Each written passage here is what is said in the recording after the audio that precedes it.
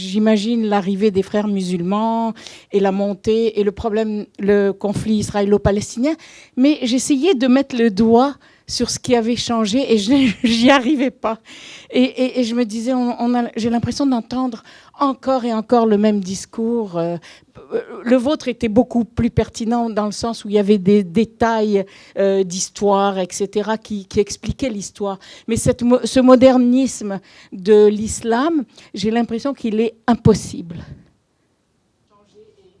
Oui, l'idée de moderniser l'islam n'est pas nouvelle. Le problème, c'est comment moderniser. C'est ça la question. Sinon, beaucoup ont parlé de moderniser l'islam, beaucoup ont parlé de l'islam des Lumières, beaucoup ont parlé de la réforme de l'islam. Et d'ailleurs, c'est pour cela que j'ajoute des détails et des qualificatifs. Je parle de réforme orientée vers l'avenir pour me distinguer des autres réformes. Donc, ce sont des concepts qui ont été utilisés, que beaucoup défendent.